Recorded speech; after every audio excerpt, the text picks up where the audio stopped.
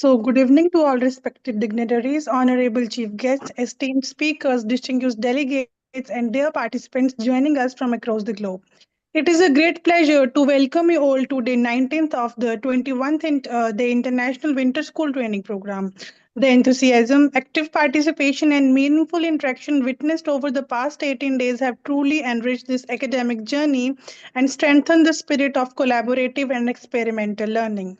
Each day of this program has been characterized by insightful deliberations, valuable knowledge exchange, and engaging discussions characterized by that have continually broadened our academic and professional perspectives. As we move into today's session, we carry forward the same passion for learning, collaboration, and excellence that has defined this winter school so far. The onset of a new year provides a timely opportunity to reflect, innovate, and embrace new ideas. We hope that this platform continues to inspire innovative thinking, strengthen international academic partnerships, and contribute significantly to your professional and research development advancement. On the behalf of Just Agriculture and Indian Society of Agriculture, Science and Technology Research and our esteemed collaborating partners, I extend a warm welcome to all of you to this International Winter School Training Program, which is conducted under the theme Revolutionizing Agri-Systems through AI, Digital Tools and Green Technologies. This winter school serves as a global platform bringing together scientists, researchers, industry professionals, and policymakers. In today's rapidly evolving agricultural landscape, AI driven innovations, digital tools, and green technologies are playing a pivotal role in enhancing resilience, improving productivity, and ensuring farmer welfare. As we commence day 19, we eagerly look forward to another enriching and interactive session. Participants will benefit from the expertise of renowned national and international resource persons from the countries including USA, Canada, Australia, Egypt, and India, who will share both cutting edge research perspectives and practical field experiences. The core objective of this program is to build capacity, foster innovation led agriculture development, strengthen global academic collaboration, and translate scientific research into meaningful real world applications. We sincerely acknowledge and appreciate the continued support and cooperation of our collaborating institutions, that is VNMKV Parvani, US, Raichur, Level University, Canada, and ICR NBPGR New Delhi, whose contributions have been instrumental in the success of this initiative. With these remarks, let us move forward the day 19, reaffirming our collective commitment to building a sustainable, inclusive, and future ready agriculture ecosystem. It gives me immense pleasure and honor to welcome our esteemed guest for today's session of the International Winter School Training Program, Dr. Prabhu H. Naika. Dr. Naika is currently serving as the Principal and Dean Gujarat Natural Farming Science University, Halol, Gujarat, and he is a renowned academician and an able administrator, widely recognized for his dedicated efforts in the field of natural farming, sustainable agriculture, and environmentally responsible farming systems. With his rich experience in the agriculture education, research, and institutional leadership, Dr. Naika has been instrumental in promoting natural and climate resilient agriculture practices, farmer centric innovations, and capacity building initiatives align with the global vision of sustainable development. We are truly privileged to have Dr. Naika with us in this international platform. His insights and experiences will undoubtedly enrich the learning of our participants and add great value to this winter school training program. On the behalf of organizing committee and all the participants, I extend a warm welcome to you, sir, and we are honored to have you with us today. Thank you, sir, and have a very warm welcome. Thank you so much.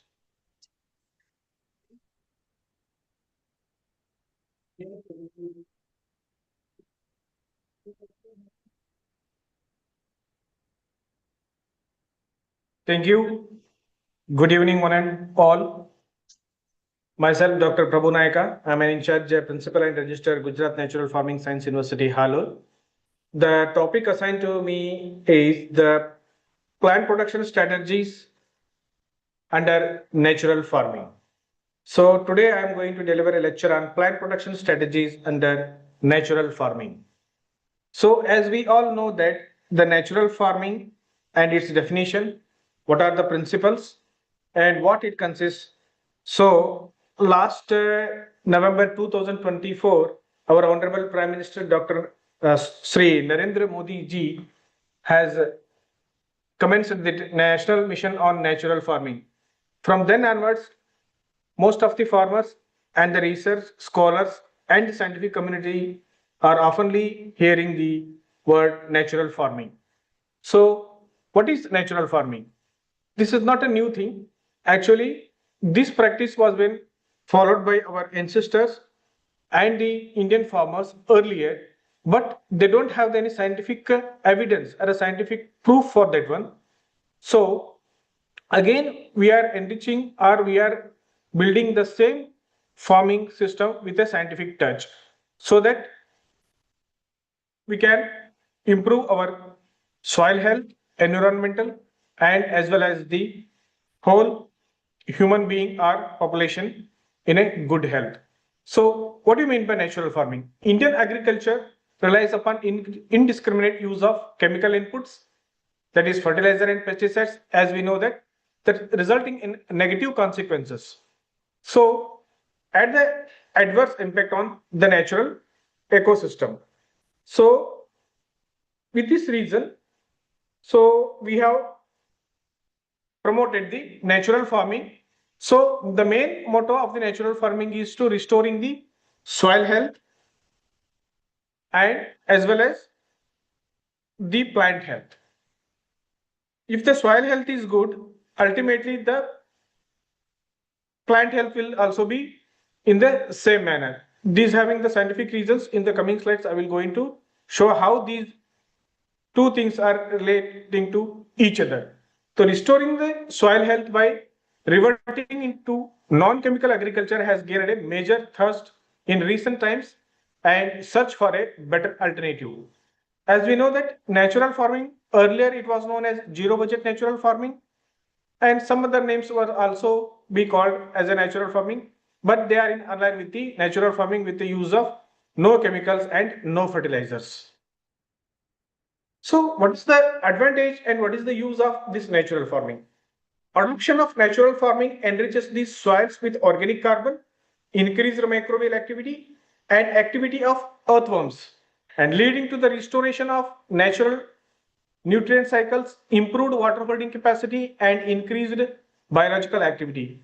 As we know that in earlier days or in our forefathers where they cultivate, where they practicing their farming, at the time we were observing some of the earthworms, where earthworms activity we will be observing in their field.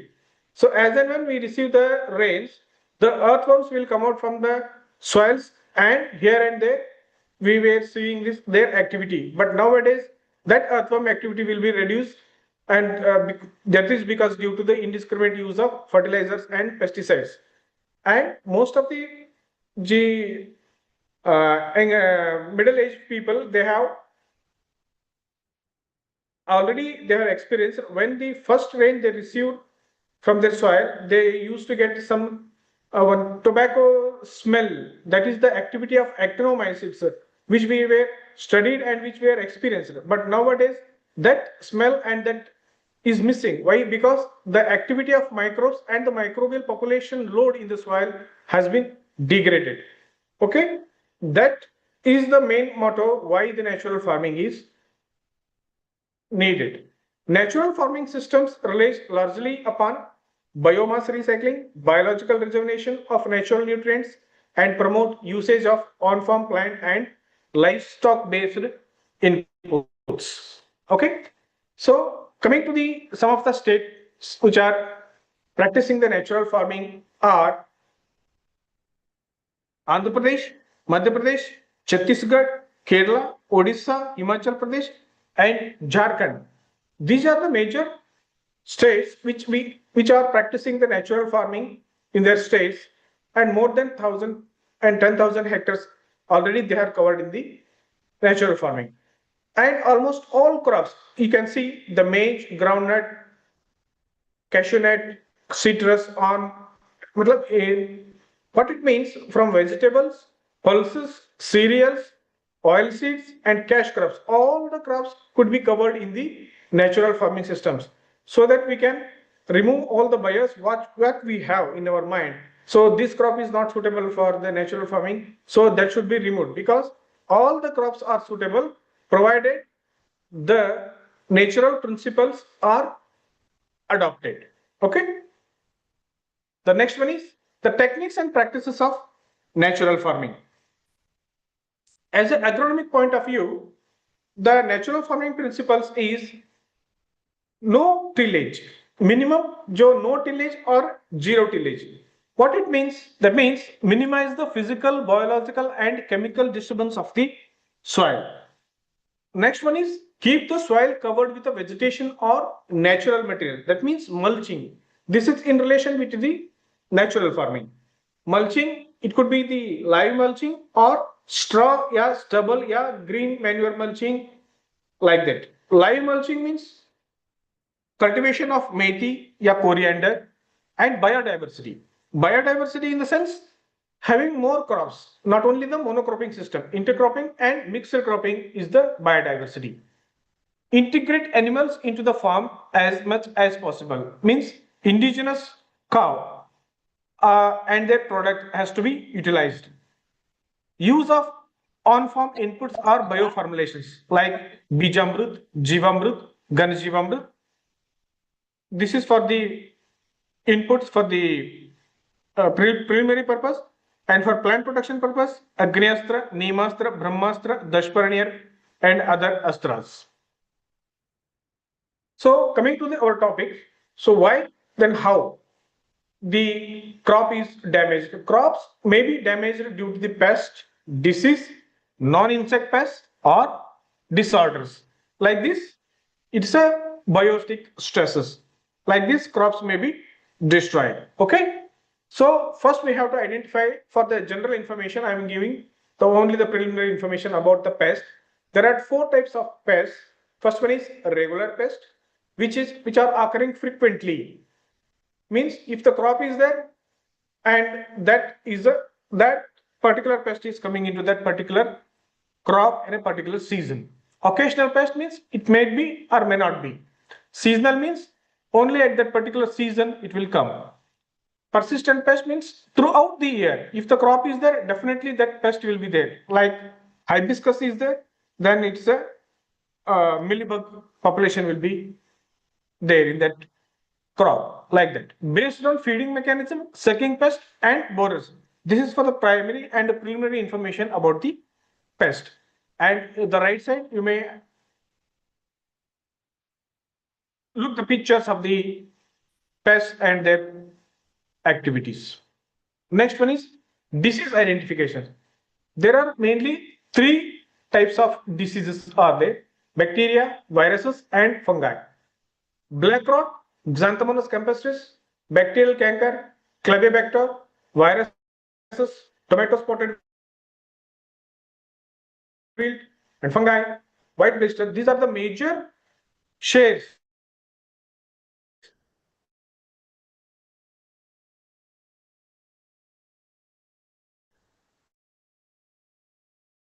the disease मतलब Jivamrut. So overall, how the crop losses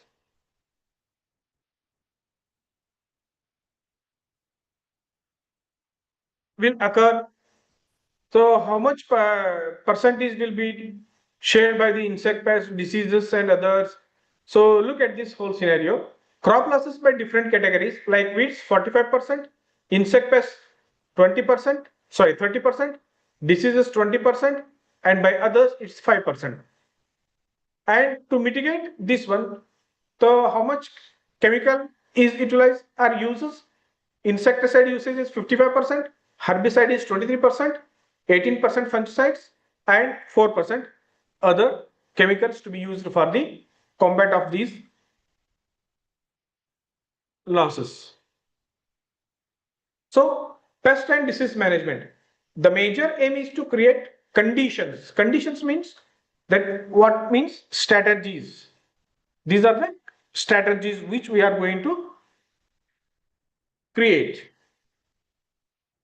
which keep a plant healthy and vulnerable to pest and disease infestation. The strategies which we are applying or adopting for the particular crop or a cropping pattern, which will keep the plant healthy and less vulnerable to the pest and disease. The way to healthy plant is healthy soil. Means if the soil is good, then the plant is also good. A diverse cropping system means mixed cropping, intercropping and all those things will not allow an insect to build up the level of economic damage. Means the pest population will be there, but there will not be an economic damage. Means that will not cross the ETL level, economic threshold level, that will not cross the economic threshold level.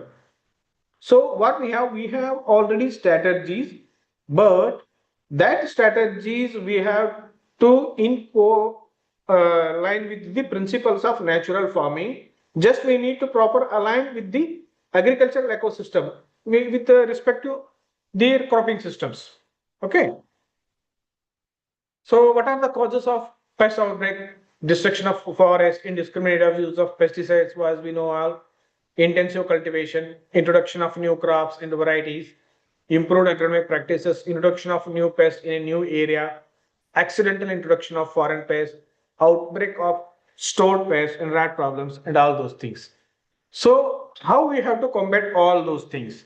So what I said, we have already strategies, but we have to build and we have to correlate with these things with the principles which is already exist in the nature, because the natural farming and they're having the principles, they are already coexist with the nature.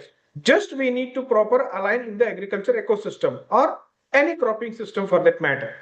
For example, we have 4 principles to resist the pests: principles of health, principle of ecology, principle of fairness and principle of care. So health means what? Principle of health. Health means which we are selecting the seed or a planting material, that from that onwards we have to take care about the plant health. So seed should be a very good condition, sound, and it should have a well genetic purity, and it's a good seed, healthy, disease free, insect damage free. That and with respect to planting materials also, with host goods, that healthy seed should be selected. And soil health, where we have to plant this seed, that soil should be very healthy. So how you will come to know that this soil is very healthy or not? That I will explain in the next slides. Health of the soil means organic carbon. Organic carbon of the soil should be very good in condition, and bacteria, fungi, the population growth of microbes, uh, rhizosphere activity should be very high in where the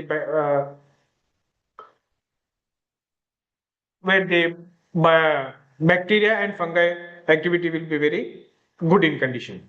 Okay, like this, environment and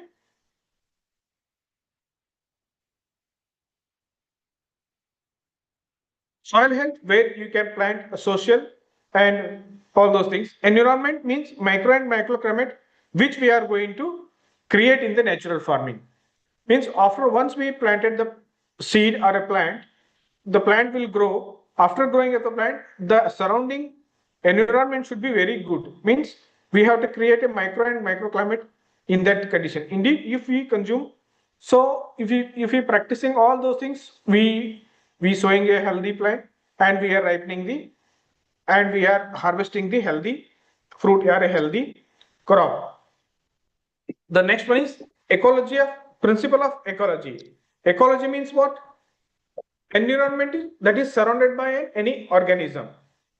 An organism which is surrounded by biotic and abiotic factors, that is called as environment. Means for that matter, here we can take a crop. If the crop is there, the surrounding environment means it should be very good and very healthy. Like microclimate and macroclimate should be very good, because pest and predator populations are playing the most important role in the natural farming system. So if we provide the ecology or environmental like that, so that the pest and predator population. Madam आता सोडत नाही रिटायरमेंटचा जी are आल्यापासून चिपकून बसल्या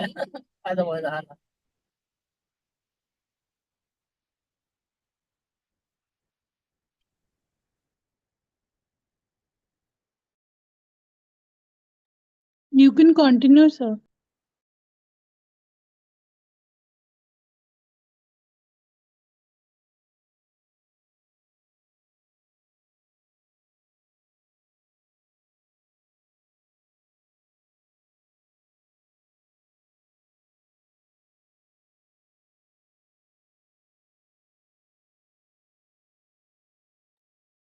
Sir, please unmute yourself. Okay. So if the monoculture is avoided, the avoidance of monoculture will help the pest and predator population will be more. Okay, next, fairness. Fairness means, so if you provide the same condition for pest and as well as the predator also, that is also a maintenance of food web in the nature. Means we should not disturb the food web. So if you are providing the space for the pest, so ultimately you have to provide the space for the predators also. So you have given an equal space and equal opportunity for all those things.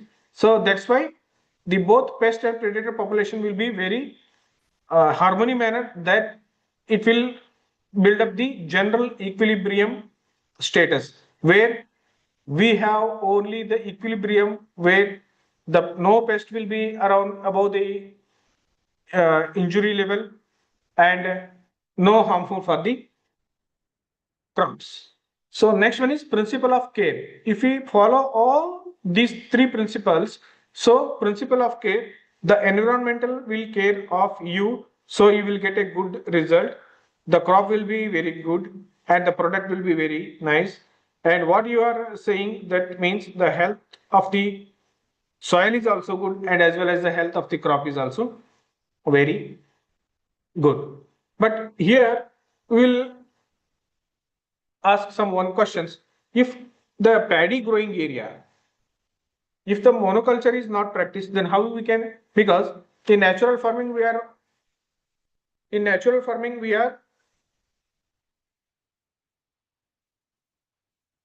hello, in natural farming we are applying or we are suggesting go for intercropping and mixed cropping.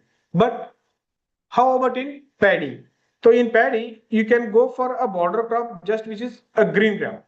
That will be very helpful for the egg parasites that can be conserved and augmented to manage the pests.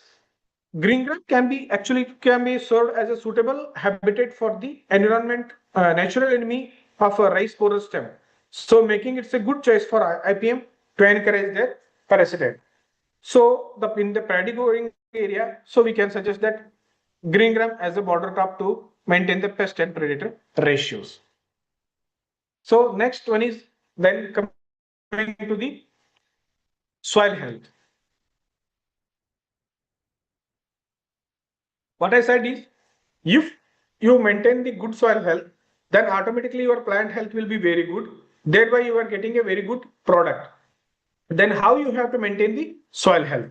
So there are conditions. What we are going in the right now is that to reduce the soil health, that is in the red color, and what we have to promote for the soil health, that is in the green color. No tillage or conservation tillage. That means this is one of the first and foremost principle of the natural farming, where no tillage, no disturbance of the soil. So for example, I will give in the forest area where no one can go and till the soil, and there you will find so many crops, they are mingling each other and they are going in a harmonically. Okay, so that is the concept from where that is come, and we are going to adopt it in the field. Next one is cover crops or relay crops. So what happens if the cover crops and relay crops are growing? So it covers the principle of mulching. Cover crops are two types. One is live mulching and another one is you can add the stubbles and all those things. So you can do that. Relay crops means after immediately of the completion of the crop, you can go for a next crop. This is because the principle of natural farming says 365 days cover of crops, because there is no organic carbon depletion from the soil. That will be restored in 365 days forever. Next one is diverse crop rotation. That means intercropping and mixed cropping. Next one is perennial cropping. Perennial cropping means how it holds good in the natural farming system, that multi-layer farming. Your forest models are totally agree to this system, that is perennial crops. Next comes to organic fertilizer or manures, that is nothing but a Bijamrut, Jivamrut, Ghanjivamrut, and so many concoctions which are made out of plant product, seeds, etc. Next one is crop residue retention, that is nothing but a WAPSA condition. Okay. Next one is integrated pest management, that is nothing but Agnastra, Brahmastra and Neemastra. And before that, the seeds has to be treated, that is Bijamrut also we can do that. And weeds also controlled by mulching and cultural practices. So if the farmers or if the cultivator practices these practices, definitely we can promote the soil health. So next one is crop health. So how the soil and crop will together help the environment as well as the crop health. If you are giving a good conditions for the soil by providing all the organic matters, residues, all those things, so soil health conditions will be very good. Thereby, it will produce a very good crop. Then the plant will be very healthy conditions.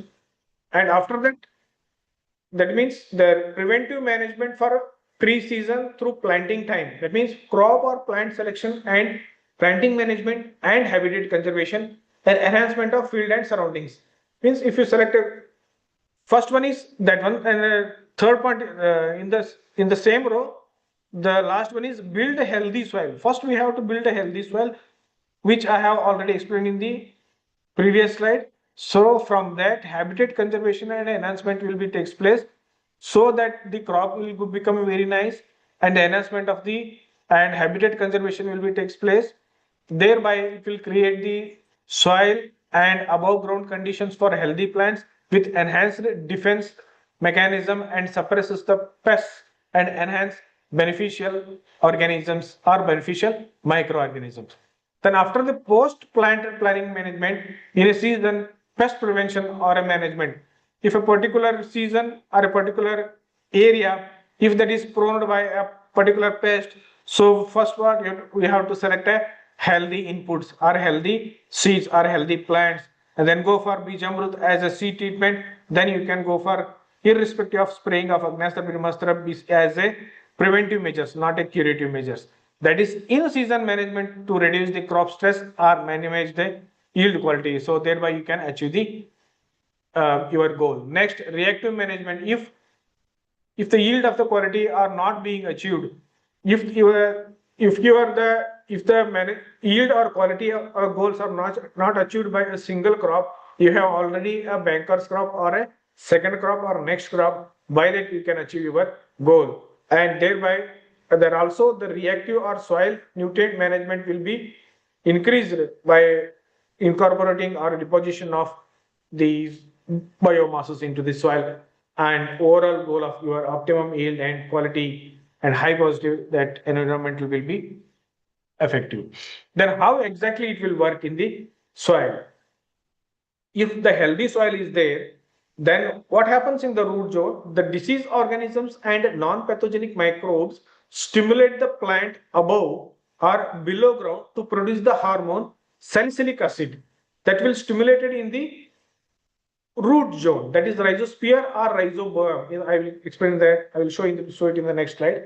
That to produce this hormone in the salicylic acid, that an increase in the hormone salicylic acid that causes plant to produce many types of defense proteins. So this is how the healthy soil works on the plant to defend against any pest or diseases. If the soil is healthy, the plant is automatically, it will get the defendance by the root zones. Okay, then defense proteins. The plant defense proteins provide resistance to variety of plant pathogens. Likewise, induced systemic resistance, plant growth promoting bacteria, what I have earlier told, PGPR, that stimulate plant roots, causing production of defense hormones, that produces hormones jasmonate and ethylene. increase throughout the plant and induce resistance to wide variety of plant pathogens like ethylene and jasmonate that will defend the plant against the diseases and pests. Okay, so what exactly happens means that Haichu and their co-workers in 2021, they have proven root exudates and the rhizosphere microbiome means the zone, yeah, the space around the root in the healthy soil, how root exudates promote plant access to the nitrogen, phosphorus, and iron, and how root exudates strengthen the plant immunity to cope up with the biotic stress by regulating the rhizosphere microbiome and thereby reducing the dependence on fertilizers and pesticides. By this, we can prove that if the soil health is good, then automatically plant health is also good, and plant health or plant is itself is combating the pest and diseases by through defense mechanism by producing some of the ethylenes, hormones, and some other mechanisms. So apart from these, and another story is also there, that is covering crop. So biofumigation. So using cover crops and crop rotation can inhibit pathogens and weeds as well as stimulate beneficial soil microbes. Incorporating cover crops can also produce bioactive compounds that behave similarly to chemical soil fumigants, that is biofumigation, causing changes in microbial communities and suppressing the pests. This has been already researched by Ho in 2003 and Subbarao and Koike in 2000. So biofumigation, that is, it is the process of incorporating glucosinolate containing crops, which are already we have know that all the crops which are having the glucosinolate, that is Brassica species, and which are going to explain in the next slides.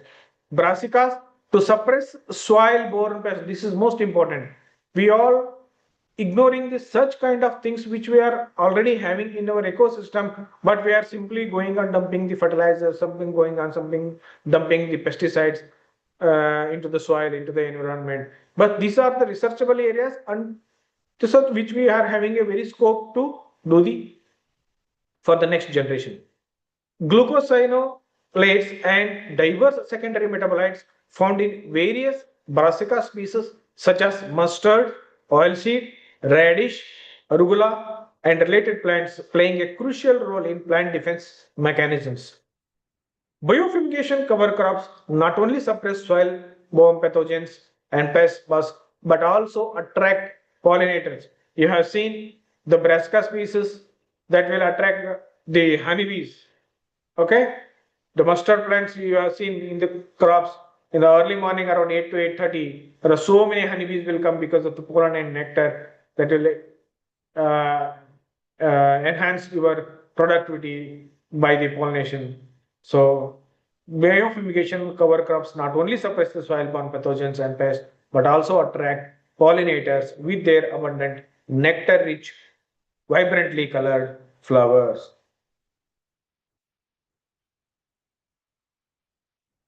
So these are the biofumigation cover crops, which are commonly known as salad rocket, that is Eruca sativa, fast growing annual with high glucosinate content, effective for weed suppression and can be used as a leafy vegetable. And black mustard, Brassica nigra, high glucosinolate content,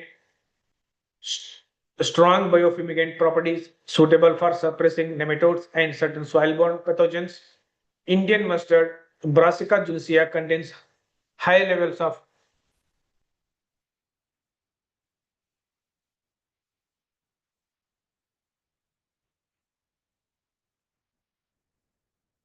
yellow mustard, lower glucosinolate content compared to other mustards, quick growth, good for weed suppression, but less effective for pathogen control. Canola, Brassica nepus, moderate glucosinolate levels, excellent biomass produce a good soil cover, commonly used as a rotational crop to improve the soil health. And coal crops, Brassica oleracea includes cabbage, broccoli, and kale, moderate glucosinolate content, effective in breaking disease cycles, but may require careful management.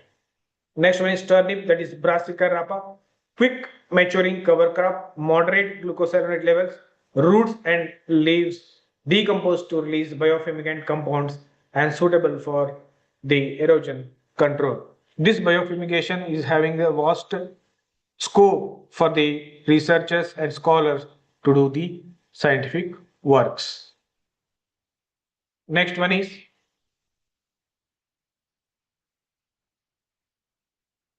that is the baseline for pest and disease management. What I have explained is that this is the all the baselines. The well-managed ecosystem. You have already learned how to manage the ecosystem and local resistant crop varieties. That means you have to focus the indigenous local varieties in the natural farming and avoid monocropping. And as you already know that health of the plant and soil health, how it will help and how it will benefit for each other. And favorable climatic conditions means if you grow a more crops, means one or two crops, the microclimate of the crop conditions may vary. That will help the biodiversity. The biodiversity is more, then the soil microbes activities is also more. If the microbial activity is more, then the rhizosphere, PGPR activity is also more. Thereby the plant health will be going to improve. Next, how the selection of varieties are well adapted to local environment. How we will select? So most of the varieties in the traditional crops grown by farmers, they are very suitable for their particular reason. So that will be very highly resistant for their insects or diseases, because most of the times they have selected, they have preserved that from their ancestors and that having some good characters. So we have to preserve that those varieties, those seeds. So we have to cultivate and we have to encourage to cultivate those crops. Crops which have been bred by modern breeding methods tend to be very similar, and if one plant is susceptible to a disease, all other plants are as well. You all know the drawback of this technology. Some modern varieties may be resistant to specific pests and diseases. They are often less suited to the local time and soil conditions than traditional varieties. Next one is the plant immunity. The how the plant immunity will be increased, that you have known already. If the plant grown in a good condition, if the soil health condition is good, then no need to worry, because in the ecosystem, in the soil ecosystem, that will continue their own. The pest and organism that causes the disease only become a pest and disease. They start to damage crops and affect the yields. Means if you the balance between the pest and the predators and all those things, if you disturb, then it will become a menace. Otherwise, the nature will take care of this one. Restore a balance between pest and a predator. That's what I told. The aim is not to eradicate them, but to manage them. The first and foremost things we have to understand the things that we should not eradicate the one organism in the ecosystem, because it will disturb the food web. If the food web is disturbed, then the natural general equilibrium system will be disturbed. So something will happen. The major pest will become, the minor pest will become a major. This is the main problematic in the agricultural system. We are eradicating the things. By eradicating the predators, and population will be the decreases. Selection of safe seed planting material. So as I earlier told, the selection of seed should be very healthy, and it should be the local adoption and disease-free material and genetic purity treated with the natural concoctions and decoctions, preferably the Bijamrut. So this will encourage not only the traditional technology and traditional knowledge, but also these seeds are locally resistant to many of the diseases and pest problems. So this is how the natural farming ecosystem will look like. Actually, in earlier days, we have to see, we would like to see like this actually, the all the farms in the, with the border crops, some of the flower crops with the mulching, not a single crop, it's not a monoculture. So how it looks beautifully, incorporation of livestock, okay, plantation crops, all those things. This companion cropping, growing of two or more crops on a field at the same time decreases the risk of pest and disease and also the risk of failure of your crop. If one crop is failed, another crop is already there for your and it called as a banker crops. If the border crop is there, then it will act as a barrier for the pest for the best to come from the next field. And if there's some flowering plants are there, it will attract the predators as well as the honeybees and that acts as the predators. And if we are growing two or more crops, and that will automatically the microclimate of the plant will be differs that incidence of the major pest will be reduced. And there are some research that if the uh, four lines of corianders are grown in between two brinjal lines, there will be a 40% of decrease in the shoot and fruit borer incidence in the brinjal. Like this, so many the literature and authors are there. So we have to research that one, and we have to again retest the technologies what they earlier the farmers they have conducted and all the research are conducted and which we are going to again giving back to the students and as well as the scientific community. Then the companion cropping planting. The companion cropping planting means so there are some result that growing of onion. So they all those things and that will help for the editor to clarify. Companion planting means growing certain plants to protect other plants from pests or diseases.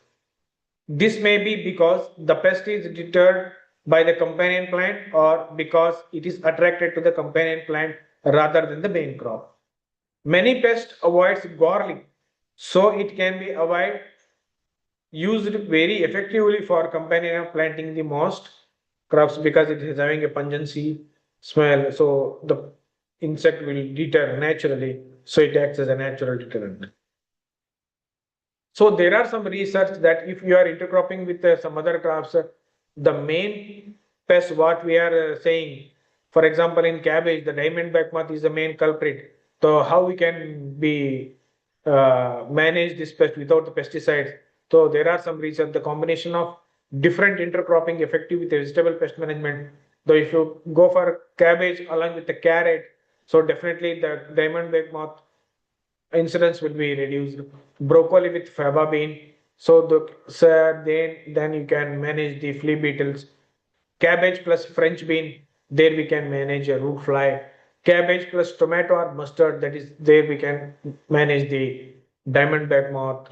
Brinjal plus coriander, what I have said 2 minutes ago, that is 4 rows of coriander and two rows of brinjal. So shoot and fruit borer will be managed.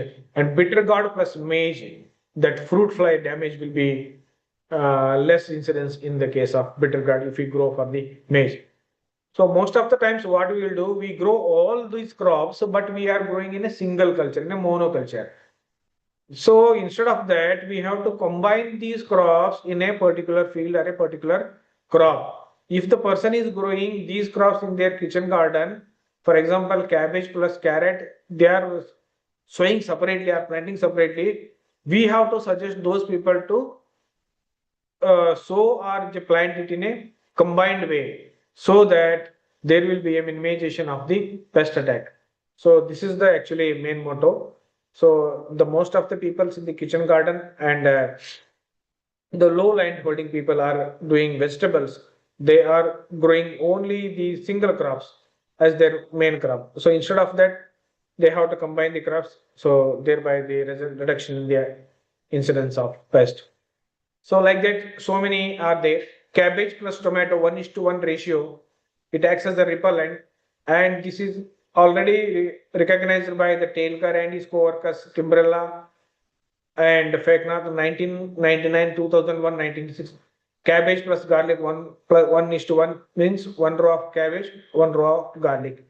It has a repellent, and it has been proven by in 1986 already. Talekar and his co-workers. Cabbage plus clover 1:1. Cabbage plus coriander 1:1. 1:1 means 1 row of cabbage, 1 row of coriander. Cabbage plus marigold, 1:1. Cabbage plus lucerne, cabbage plus onion, cabbage plus spearmint. These are all act as a repellent actions, but cabbage plus mustard, it will act as a attractant. Okay, and cabbage plus mustard, some of these they are find no effect also. So like this, so many crops are there. Traps crop that attract agriculture pests, usually insects away from the targeted crop. If you are going a main crop as a cotton, groundnut and tobacco, the trap crop should be the castor, that it will be manage the tobacco caterpillar.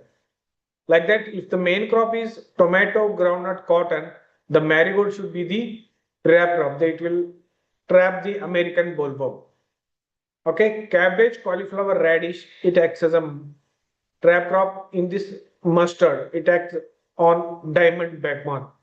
The cotton, though only the single cotton is there, then you go for onion, that it will help the managing the leaf thrips. Like this, barrier crops is also there. Barriers are all physical structures which prevent a pest from reaching the main crop. They keep pest away from a plant but do not kill them. This is the most important thing. Like this, specific plants to attract beneficial insects. So what to grow in your garden to attract good bugs?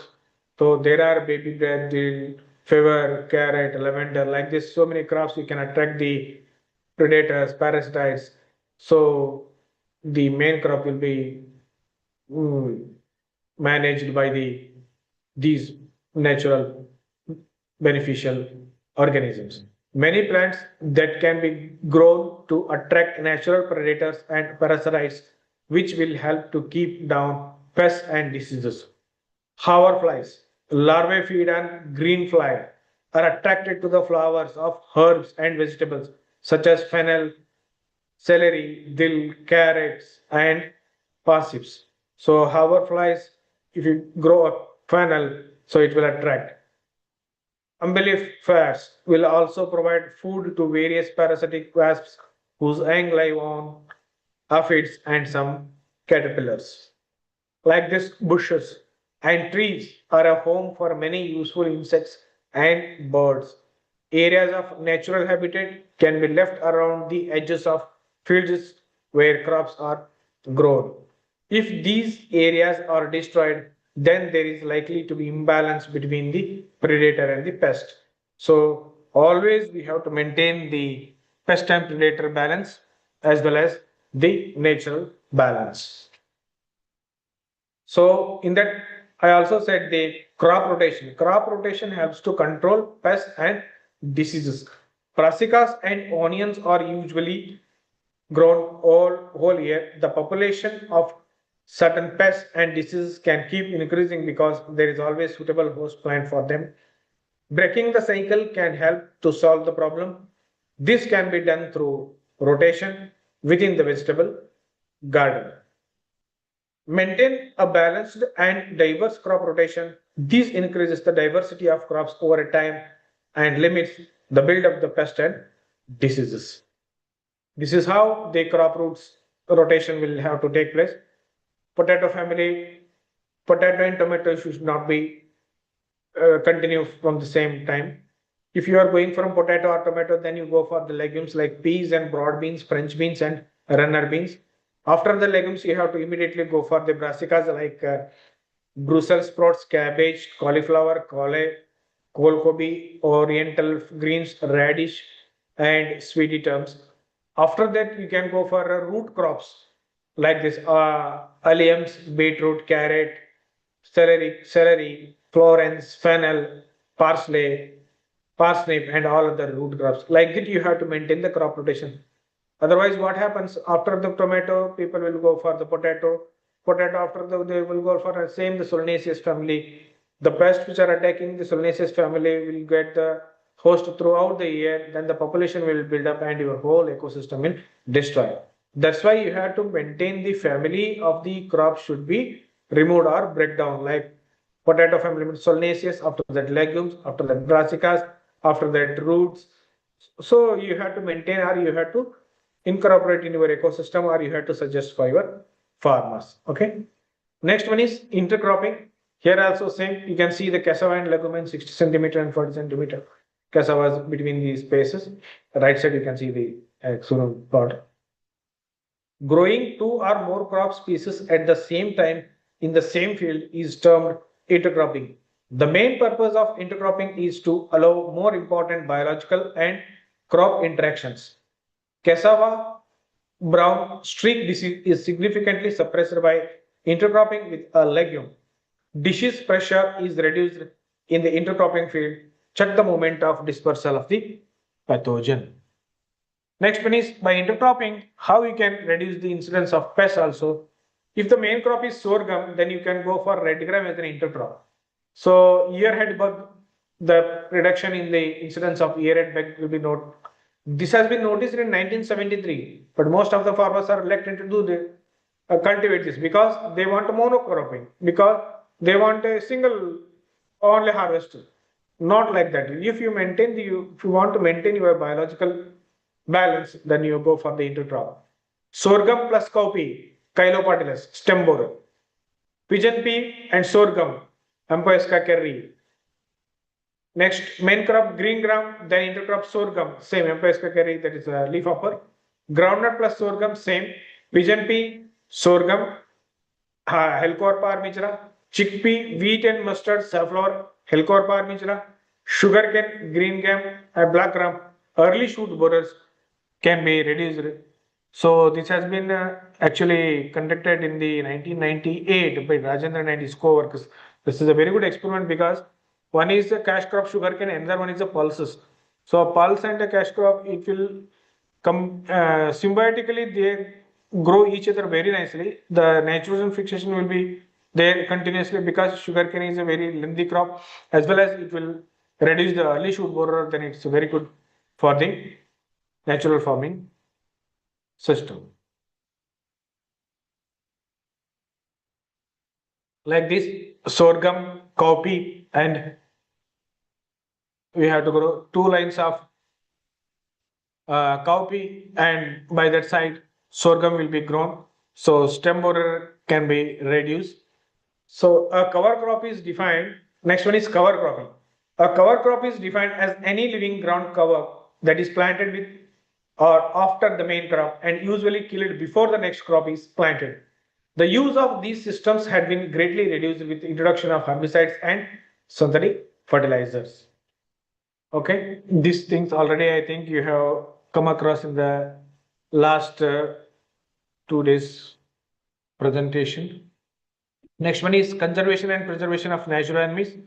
This is a biological control. If you conserve the nature, then nature will almost it will take care of their own. Okay, so like this. So biological control means predators capture, eat other organisms such as insects and mice, parasites or insects and that parasites and insects.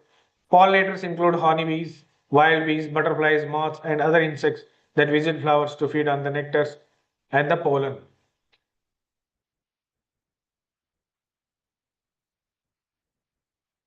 So cowpea, you can see the ladybird beetle activity if you increase the activity of natural army. Okay. Choosing a optimal planting time also. The time is also most important. It is often to young of many pests rather than adults that cause the damage to the crops. As we all know this, delaying of sowing until the egg laying period of a pest is over by protecting the plants during the period. A role of planting dates on pest population as a case study. If you take those plants as the rice, the insect leaf folder, brown plant hopper, gall-midge, there are so many responses. The early planted rice up to 3rd week of June suppress the population of leaf folder. Planting during end of July in Kharif and early in Rabi escapes attack BPH, brown plant hopper. Lowest incidence if planted in August or October, that is in gall-midge. Okay, like this you have to combination or you have to take care of the planting timing and the density so that you can manage these most of the pests without the chemicals or without the insecticides like the sorghum shoot fly, like cotton leaf hopper, chickpea in the chickpea Helicoverpa armigera, in tomato white flies, in chili thrips, late planted crops severely affected by the thrips and leaf curl viruses. Like this soil tillage, what I already told, if you don't disturb the soil, then it will not disturb us also. That's a single sentence. So I will go to thoroughly because already time is going on. Soil pH, the pH of the soil can be affect some of the diseases. So a layer of grass moving added to the bottom of the potato trenches at planting time make the soil more acidic and reduce the diseases. And you have to maintain some monitoring aspects like insect can be damaged by biting and chewing. These are all research purpose, and the students, those who are in the PhD or MSc, they can easily understand. For monitoring purpose, farmers only have to manage only monitor whether it is what kind of pest is there, the population is build up is going on or not. Simply that thing they have to observe. And curative methods, where that is actually push pull technology you can adopt. And again, the push pull technology is a big theory. So if time permits, I will go. Otherwise, you can go through the Google, or most of the scientists will know about the push pull technology techniques also. Next comes to the mechanical control like light traps, color, water traps. These are the strategies which you can adopt in the natural farming or any farming system, which we can minimize the chemicals or insecticides. That's our main motto actually. So like this, so many mechanical methods are also there. So you can directly pick out and destroy them. Okay, in horticultural crops also so many things are there that you already know this one. The coming to the natural farming, there is Bijamrita. So Bijamrita, how it makes all the ingredients and preparation procedures are there. It's a standard procedures. So by doing this, you can the pest incidence early in the 30 days you can reduce because it acts as a seed treatment. Okay, next the application methods and all those things. Next one is Bijamrut, Neemastra. So Neemastra and all those things, it acts as a curative methods because once the pest is already there, so it will be difficult to manage. So before that you can act because it contains so many things. If it is pyrethrum, pyrethroids, rotinines, neem, azadirachtin, these are all in the active ingredients which are having the anti-feedant, anti-attractant properties and anti-ovicidal properties. So this will minimize the pest. So like this, neem is a wonderful product which is this is having so many alkalides, and also Neemastra is there and Brahmastra is there. Again, another astra which are used in the natural farming to combat the pest, and also the planting material required for Brahmastra are the plants which are available in and around the field. Okay, all these alkaloids are having the pest repellent and ovicidal, anti-ovicidal properties and all those things. So it can be used in your corporations like Agnastra is also there. Okay. And these are some of the bioactive contents which are having antimicrobial property and anti-feeding properties in all these astras, the Dashparani extract. So these many plants you can use in the Dashparani, which is very easily available in and around your house or in and around your orchard or plants. So like this Dashparani arca will be prepared. Already you might have known that it's a easily available procedures. There is no much thing in that. You can easily prepare for it, like the sour buttermilk for diseases, Sothastra, some other pest control formulations by cow urine in the ratio of 1:20. So this is also very good actually, antimicrobial and antibacterial properties are having. So we can use all those things in the natural farming. So advantages, and still there are very little limitations are there. And there are advantages, eco-friendly and all those things, and challenges and opportunities. Once you start, there may be a challenges, but opportunities also will look into you. So what I say is natural farming is an environmentally friendly, saving on the cost of fertilizers and plant production chemicals make this system so cost effective. Continuous retention of crop residues, replenishers and soil fertility. Management of pest and diseases is a key component in natural farming. It's understand the interactions of different components in a specific ecosystem. The new system of farming is a free depth trap of crops. Efficacy of indigenous pesticides like Neemastra, Brahmastra gives natural farming farmers unique opportunity. The generation of scientific evidence of different agroclimatic regions with the different crop combinations will help for a long-term sustainability of natural farming to avoid active food security of the country. Thank you so much.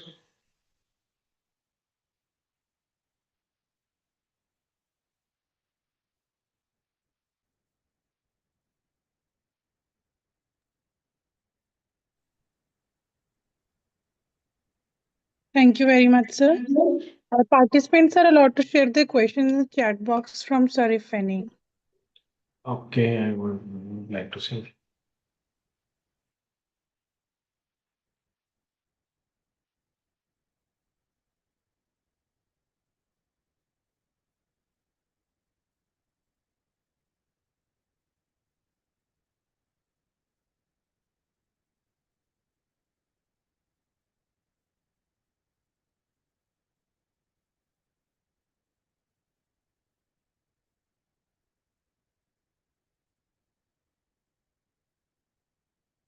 Is there any questions, please?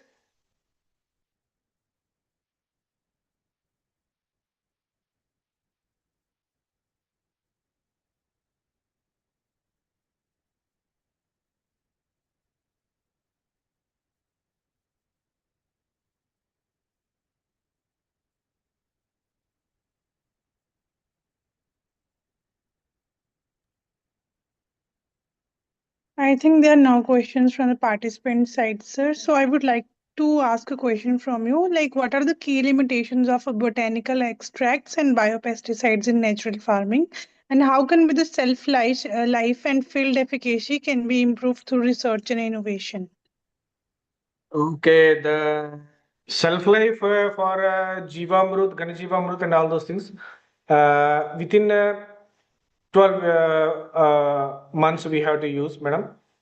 For example, if you prepare a Bijamrut, so after completion of the preparation of the Bijamrut, immediately you have to go for the seed treatment. So likewise, if you prepare for Agnastra, Brahmastra and Nimastra, so there will be not much longer time for the cell keeping period. So you have to use as early as possible, and as and when you require, then only you have to prepare and you have to use it. That's why there is shelf life means you should not keep for a longer period, like 1 month and all those things. If you, as and when it's required, you have to prepare and you have to use the things. And botanicals means, so if you botanicals, if you extracted the alkaloids, then it's very difficult because some of the seeds are all seasonal basis. So instead of that, you can go for the plant bark, plant leaf, plant flowers. So you can use that all those botanicals, matlab, plant parts. So you can use it as a pesticide by as a repellent, as a antifeedant, and all those things.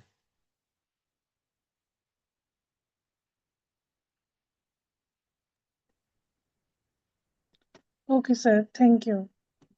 So I would like to extend a great thank you from our participant sides as well as our organizing committee, and for delivering such an insightful and enriching lecture on plant protection strategies and under natural farming on the behalf of Just Agriculture, Indian Society of Agriculture, Science and Technology Research, our collaborating institutions, and all the participants of the International Winter School Training Program.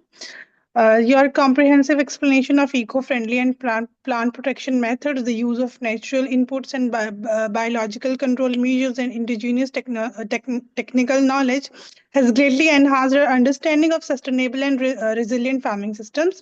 The way you connected scientific principles with field experiences made the session highly relevant and impactful for students and researchers. The emphasis you placed on reducing chemical dependency, strengthening plant immunity, and promoting biodiversity driven pest and disease management truly reflects the future direction of sustainable agriculture. Your insights have inspired the participants to adopt and promote natural farming approaches for ensuring crop health, environmental safety, and farmer well being. Once again, sir, we sincerely thank you for your valuable contribution and for making this session informative, motivating, and memorable.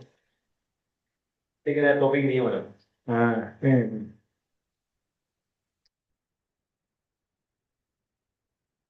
Thank you, sir. Thank you, madam. Thank you so much. for giving me an opportunity to deliver this lecture. Thank you so much. So, moving ahead in our International Winter School Training Program, it's now my privilege to introduce our next distinguished guest who will further enrich this session with his global expertise and valuable insights, Dr. Balaji Vasudevan. Dr. Balaji is currently serving as an Agrobioscience Chief Scientist at UM6P Ventures. He is a highly accomplished scientist with extensive expertise in agrobiosciences, agriculture innovation, and translational research, bridging cutting edge science with real world applications. With his strong interdisciplinary background and global exposure, Dr. Vasudevan has been actively involved in advancing next generation agriculture technologies, sustainable agri inputs, and innovative driven solutions that address contemporary challenges in food security, climate resilience, and sustainable farming systems. We are truly privileged to have Dr. Vasudevan with us on this international platform. His insights and experience from global research and innovation ecosystems will currently provide valuable learning and inspiration to all the participants of this winter school training program. On the behalf of Just Agriculture and all the participants, I extend a warm welcome to you, sir. We are honored to have you with us today. Thank you and a warm welcome from everyone.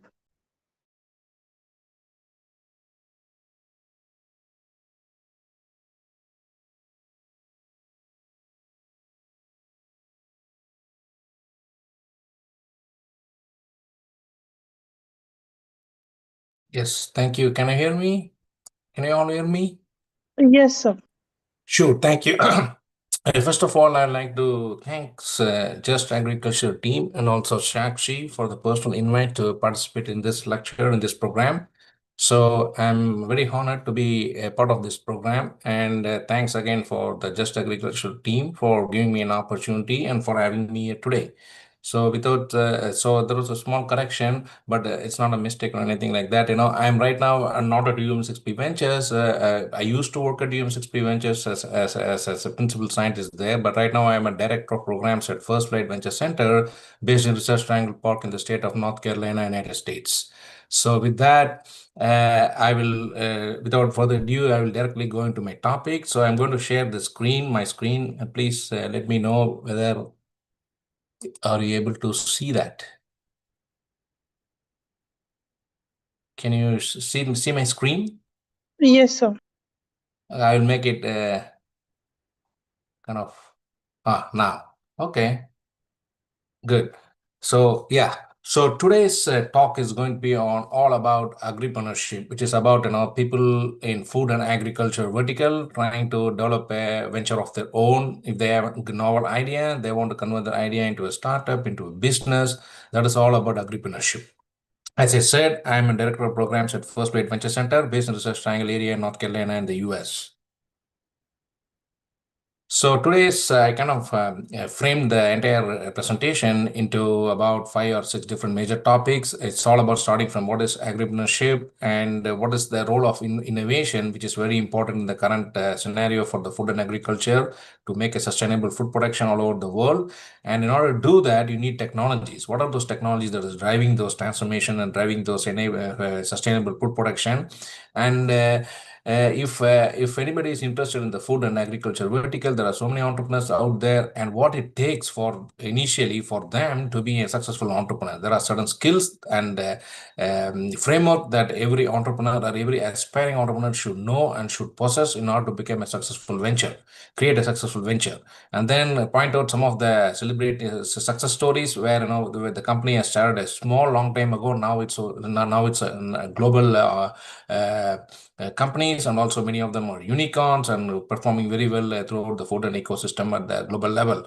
And also I'll touch upon what are things a startup should know and possess in terms to raise the fund, because fundraising is another important aspect now to run your operations for a given company. So I will also touch upon briefly about that. The first step is, what is agripreneurship? As I said, it's a combination or intersection or marriage between agriculture and entrepreneurship. So it's a combination of entrepreneurship with all the agricultural technologies and agricultural ideas to in order to enhance or boost productivity in a more sustainable way. And it creates a path to develop a sustainable and also the innovative business, trying to solve all the food and agriculture related challenges that is existing in the current world.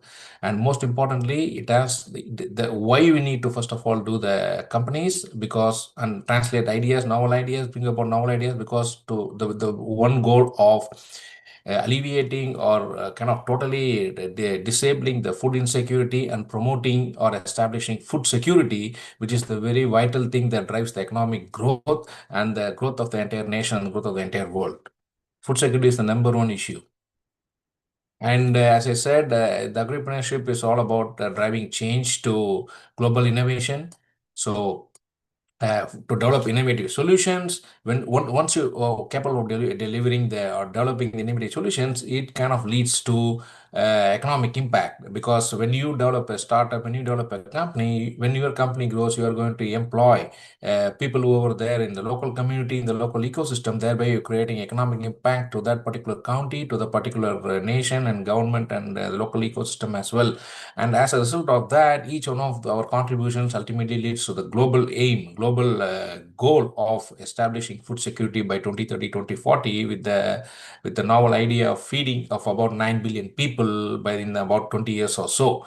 And also, this food production should be done in such a way that it should be made sustainable without having much impact on the environment, because everybody talks about climate change these days for the past few years, because there is tons of CO2 and methane getting emitted, and agricultural sector is one of the main contributor of the climate change, in the sense that about 30%, 25 to 30% of the global GHGs, which is nothing but the greenhouse gases emitted, comes from the agriculture sector as well. So agriculture is both the contributor, as well as it also provides an opportunity to cut down on the emissions by kind of practicing the sustainable agricultural pathways. And this slide shows about, as I said, in order to do that, we need technology. What are the technologies that is underlying agriculture innovation? The FAO, Food and Agriculture Organization of the of the United Nations, has come up with about 40 plus 44 innovations that kind of covers every single thing in the agri-food tech vertical. And these 44 innovations have been categorized into different time frames, like what are the innovations that is needed in the next 5 years, and what are those that is needed in the next 5 to 15 years. And some of the innovations could be delayed a little bit, but they're still needed. We can wait for them, and it's for about 15 to 20 years from now. So altogether, this H1, H2, H3, all the time frames, these innovations combined together are needed for the next few decades in order to establish and also achieve the goal of food security, global food security. So these are the 944 innovations. And what FAO has done is that they have kind of categorized these 44 innovations into 9 individual clusters. As you see, cluster 1 talks about the circular economy. It's nothing but the valorization of the side stream, prevent waste, convert the waste into useful products, into an agriculture circular economy. That is cluster 1. When you come to cluster 2, it's all about new production technologies like cell-based meat, for example, or precision fermentation. All those comes under cluster 2, all the novel technologies. Cluster 3 is new food sources and food ingredients. So it's all about the development and sourcing new food ingredients. Cluster 4, it's all about smart agriculture with the advancement of the AI, IoT, ML, and all the digital-based technologies. Precision agriculture is gaining good momentum and is rapidly adopted by growers, producers, and farmers all across the world to enhance the agriculture efficiency and cut down the cost, as well as the use of the agricultural inputs. And indirectly, it also leads to the cut down on the GHG emission. Cluster 4 is food safety. It's all about quality control, QCs. Cluster 6 is the modern genomics, that includes GMOs, that is genetic engineering technology, as well as gene editing, which is a very important technology and approved in 35 plus countries as we speak, including India, and synthetic biology. And these 3 are very important for the modern biotech. And cluster 7 is personalized nutrition and nutraceuticals. So food as medicine. This food as medicine topic is gaining huge momentum in the recent past, I would say. And it's like the advent of GLP-1s or other nutraceuticals. Cluster 8 is food packaging because nowadays everything is made in the industrial scale, right? You need packaging materials, and what the packaging material that's been used in the past is all about plastics, and now people are trying to go in a biodegradable way. So food packaging is another important way. Any plant-based material, any plant-based sourcing towards developing a sustainable food packaging material is again another important thing to prevent the plastics getting into the environment. And cluster 9 is a general further emerging trends like precision fermentation, plant molecular farming, yes, the cell-based meat, uh, uh, and use of the AI in all the food innovation. All this comes under the further emerging trends. And this chart shows that it goes deep dive into each one of the clusters, meaning in each what are the technologies and the areas that goes into each one of the clusters. I will not go into all the deep dive, but I can say, for example, I will take cluster 2, for example. It says new production technologies. So what is this new production technologies? As is listed out, plant molecular farming, fermentation technologies, cell-based meat or cellular agriculture, and CEA, controlled environment agriculture. There is hydroponics, aeroponics, aquaponics, and all these kind of indoor agriculture, meaning growing plants inside the greenhouse, inside the vertical farming infrastructure. Those comes under controlled environment agriculture, where the food is grown year round, because it's not depend on the food is not grown there in the field, open field. It's grown inside a huge infrastructure where temperature, climate, lightings, humidity, everything is controlled, and it's the food production is throughout the year with a minimal cost. So like that, each one of the clusters has a list of all the technologies that is being listed by the FAO. And all the 44 innovations, 44 technologies that has been divided into about 9 clusters or so are very important for all the people who are involved in the agripreneurship or entrepreneurship for the agriculture, food and agriculture vertical. I have mentioned as some of the key things I just pointed out, like precision agriculture is one of the top area right now, gaining a lot of momentum and a lot of VC funding as well. Next is robotics, because now in about 5 to 10 years, all the field is going to be automatic, meaning robots is going to do the harvest, seed sowing, and everything, fruit harvesting, seed sowing, irrigation, whatever the human it is doing right now, everything will be taken care of by robots in the next coming years. Of course, you have the remote sensing IoT that takes care of all the predictions and analysis of the soil and your disease prediction, yield prediction, and everything. Of course, next is agri-biotechnology. As I said, gene editing, crop genetics, and pest resistance comes under agri-biotechnology. Like that, and CEA, control environment agriculture, and distribution, mobile apps. So all these things that I have listed here constitute very, very important key technologies that is gaining momentum, and that should be adopted by any food and ag population and the people who are involved in the agripreneurship in these areas. And for the last slide was all about technologies, and the second side, this slide is all about what is the skills that an agripreneur should know, should be knowledgeable about. Again, any company who is involved in agricultural sector, food and ag sector, should be knowledgeable on all these things listed here. Like some of them will go through, for example, agriculture knowledge. People know about what are the crops that is a market now, or what is the need, how it has to be grown, and what are the limitations of growing the crop. How can we improve the yield? How can we protect the crop from the disease? And how the acreage can be multiplied, and all those things, how the crops can be protected from the climate effect. Every single thing, all knowledge about every single thing should be known to a given agripreneur and to a given company and a given team. So like that, you see about the business management. It's not about the technology only, because technology is just only 30% of the company. The rest is all about business. So it's all about business knowledge, financial knowledge, marketing, supply chain, and problem solving, and data analysis, and leadership, digital literacy, of course, about usage of all the digital platforms, and also knowledge about the carbon credits, carbon farming, and sustainability issues. How are you measuring the impact of your company, of your product, of your technology, everything. So all these things constitute important skill that a given company and the team in a given company should know and should be aware of. So these are some of the examples of the companies we started small several years ago. Now they are all global brands. For example, take Syngenta. Syngenta is one of the top 5 global agri crop protection and agri biotech company in the entire world. And you have, for example, Amul in India. It's one of the famous brand in the dairy sector. And you have Discrol. Discrol is a US company based in California. It's one of the top company in the entire world on berries like strawberries, blueberries, blackberries. Any berries, Discrol is one of the top in the field.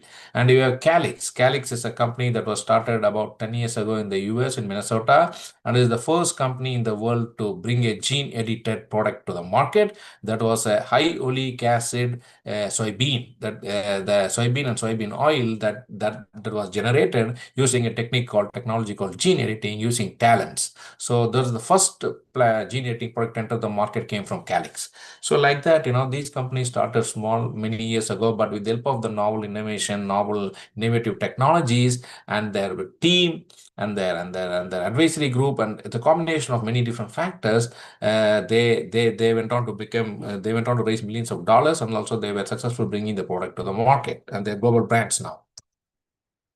So far I've been talking about what is agripreneurship, what are the technologies that you need to know and kind of adapt in order to be a successful entrepreneur, and what are the trends now and the examples of some successful companies. Right now I'm shifting a little bit gear about when you want to develop a company, you need to know how a company operates and what are the things that you should know and different stages in operation of a company.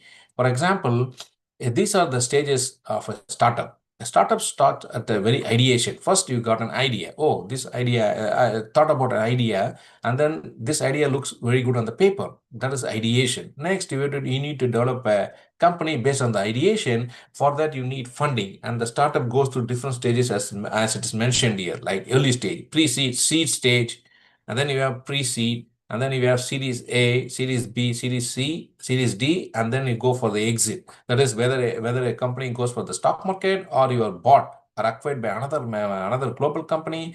There are different ways of exiting. That's where that's where the revenue flows in for a given company. So early stage, growth stage, late stage, exit stage. These are the 4 major stages any company, not only in food and ag sector, any sector for that matter, and any company anywhere in the world goes through. This slide shows about the framework for a given company. First, it starts with the mission. Why am I doing this? What is my objective here? Okay. Of course, the money making is one of the objective, and that alone is not the only objective. That's the financial objective, but there are other objectives like I have to provide jobs to this, or I need to grow this sector. I need to make an impact. I need to give to the community. So whatever is the mission. And then you come up with an idea, and what is that idea is going to solve what? A given problem. What is the problem you're trying to work on? Is the problem real? Is there a need for the solution to the problem? Is there a market to the problem? So you have to think about different ways about validating the problem. And then solution. Next step is, how are you going to solve the problem? The technology, the idea, the innovation that underlines that is the solution. And then just mere having a solution written on a piece of paper or having a PowerPoint doesn't do good. You need to validate. You need to validate the solution. And is there any customer who will buy that? And is there any traction? Is there anybody interested in your solution? And then systems. And then once everything is validated, you try to scale, and that converts into a product later on in the company journey. So it's all about purpose, focus, alignment, trust, resilience, and longevity. This is the framework for a given company in any sector for that matter. This slide shows about how startup funding works. I will go to the first left side of the slide, where you can see an early stage. A founder has an idea. Okay, that is the ideation stage. Is just one founder, and then he goes and searches for another founder. That is a co-founder. Okay, there could be one co-founder or there could be multiple co-founders. For instance, here there is one founder and one co-founder, and then you have the equity split. The 100% of the company is now split into 50% for the founder 1 and 50% for the founder 2. This is the very, very early stage. Now they need money. These two founders, co-founder and co-founder, needs money to set up the company. Where the money comes in, mostly it comes at the very, very initial stage from the families and the friends. That is bootstrapping. When the families and the friends come, they get a percentage of the company. So dilution, as we go towards differentiation of the company, the founder's share gets diluted, or the company share gets diluted to the incoming participant. So friends and family. The next step is, once the company as a POC, proof of concept, validated, your idea has been tested, you have some initial data that is working good, then comes the angel investor. They are the very, very early investors. They write a small amount of check, like $50,000, $100,000, maximum $200,000. Okay, and they are independent angel investors or angel group. Either way it could be. Okay, and when they come in, they get a portion of the pie. They get a percentage of the share of the company. Then the founder share further gets diluted even. Then, oh, sorry about that. Okay, then when they grow, when the companies grows to beyond seed round, when they enter into a kind of a growth stage of the company, like a pre-Series A, Series A, that's where venture capital comes in mostly. The venture capital are the major source of funding when the company reaches to a certain stage, particularly at the pre-Series A, Series A level and beyond, and they take a big chunk of the company, and the founders dilution share gets further diluted, and as the company grows, and then it forms exit. So when it comes to exit, then a lot of other people comes into the picture, like buyers, investment bankers, stock market dealers, and all those kind of things company, and then your company gets sold, or your company is listed in the IPO as a public offering, in the form of the shares and stocks. That's why the company makes tons of money, and this is the one of the successful way of exit. And that is not the only way. IPO is not the only way for exit. There are several other ways that I will come in the future slides, but IPO is one of the strong way to exit, where company makes billions of dollars if their product is really successful. And the right-hand portion of the slide shows what are the sources of the funding for these companies. As I said, the company first starts with bootstrapping. That is, the founders, they put their own money, or they borrow money from their families and their friends. That's how they start the company. And then as they grow a little bit, they apply for grants from the government agencies and the non-profit foundations. And with the grants, they develop a proof of concept and the proof of technology data. And with that data with the validation, they go to many pitch competitions, like joining accelerators, joining incubators, and so many other pitch contests that is there that gives visibility, some traction, and also some money with that. And then comes into, and they grow a little bit beyond. Then comes the angel investors, which are one of the early investors. After early investors, when the company grows to a pre-Series A and a Series A level, then venture capital comes in, and they are the big sources of the funding for the company.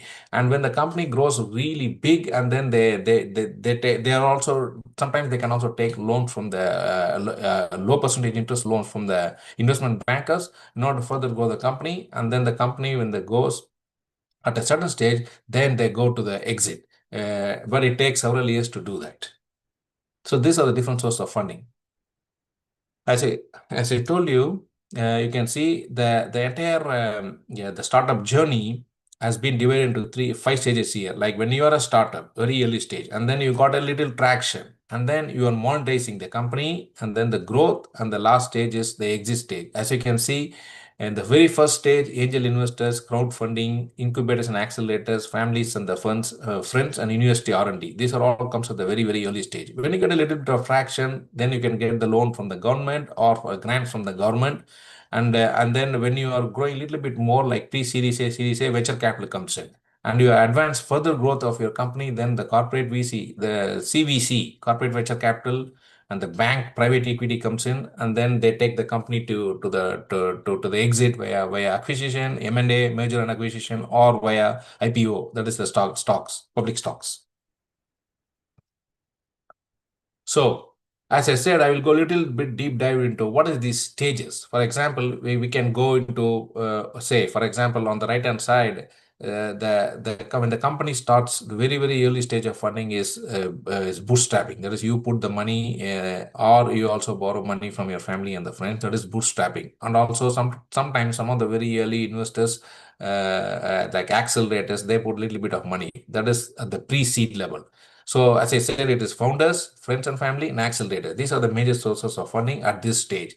And what you have to prove here, you should have MVP, minimum viable product, and validation. The goal here is that prove that this ideation is really possible. It really works. Next stage is seed stage. And the amount of money that is raised in the seed stage is about approximately $1 million to $5 million US. And who are the investors here? Seed investors. And who are they? They are angel investors, micro VCs, small VCs, and the seed funds. And the key goal here is that product market fit. You have to show the product market fit, and you have to show that there is a real customers here for your product or for your technology. Then comes Series A, which is a little bit growth stage, and the amount of money that is being usually raised is about $5 million to $20 million plus. And here comes the venture capital, the big venture capital, big CVCs, corporate venture capital. Here you have to show that you can scale and you can make revenue out of your product. And its further advanced stage is Series B and beyond, like B, C, D and beyond. It's all $20 million plus. People raise 100 million, 500 million even. This is growth and late stage. That's where it comes late stage VCs. Late stage VCs are the VCs who invest in a growth stage of the company. Like they come into picture when you are trying to raise Series A and beyond. They don't invest in the early stage like this. They comes in the very advanced stage where you have everything sorted out. So growth equity, late stage hedge funds comes into market where you have already entered the market and you are already dominating the market. So that is where these VCs comes in and funds writes big check. Okay, and again sorry.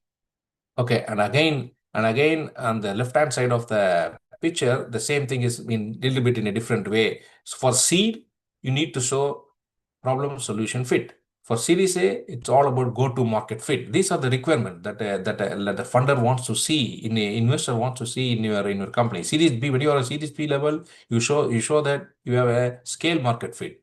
And Series A, further advancement in the scale market fit. And when you come to Series D, which is a very, very advanced stage, you show that you are ready to go to the exit, like public market fit in the form of a shares or in the form of a merger and acquisition. And this slide shows about what are all the resources that is available out there, free public resources out there for any founder, not just for food and agriculture, any sector for that. For example, you have Y Combinator. Y Combinator is a world-renowned accelerator and incubator based out of California and one of the top in the world. And they have all kinds of resources. And you have TechCrunch, CB Insights, Investopedia, these are all different tools and resources available in the form of booklets, in the form of digital media, in the form of podcast, courses, all these things that provides tools and resources to all the entrepreneurs out there, both for food and agriculture and also for other sectors. This is generic, okay, sector agnostic. So anybody, any startup, if they want to enrich themselves with the knowledge, with the know-how, they have to go through all these things, and they'll provide an excellent resource. So this is a very brand new data that came out.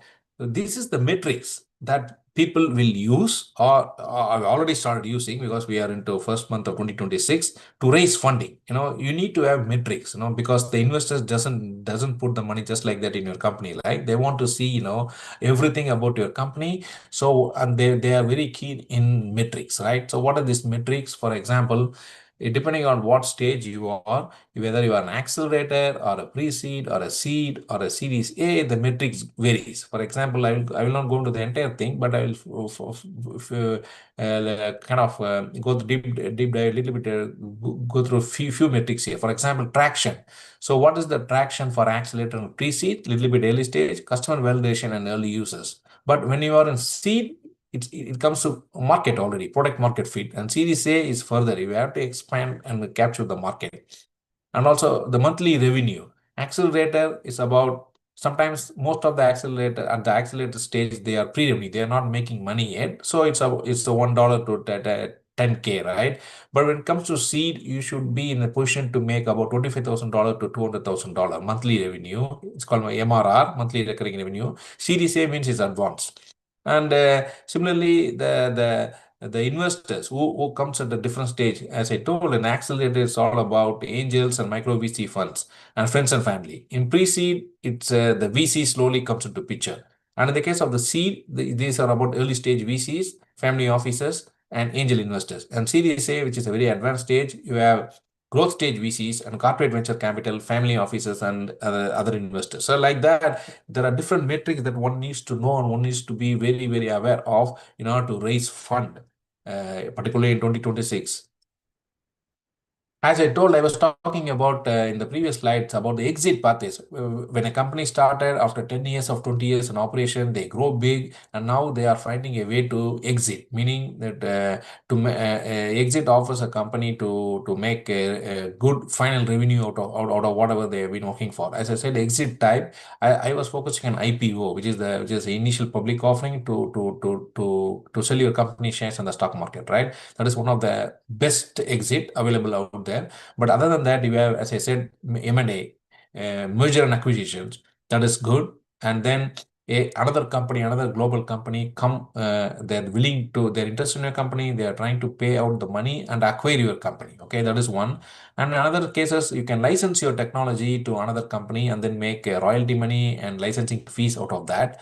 And so an asset sale, and you can just sell your entire company, all your assets, whatever you have to another company or another firm or another investment firm. So there's a different ways of exits, and this chart shows what are the different ways of exit pathways that is out there for a given company, not just in food and agriculture sector. This is common sector agnostic. It's applicable to any sector for that matter.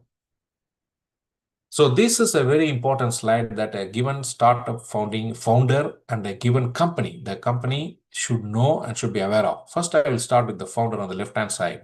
First, there are 5 important things. There are many things, but these are the 5 I pick because this is very, very important from my own practical experience. One is that industry experience. For example, a startup working in a food and ag sector, the founder should be a person who has worked in that sector, food and agriculture sector, for quite a long time. And also, you should know he has worked in the industry. You should know how the industry operates, everything about the food and agriculture industry. Then only he can be a right founder for the food and ag startup.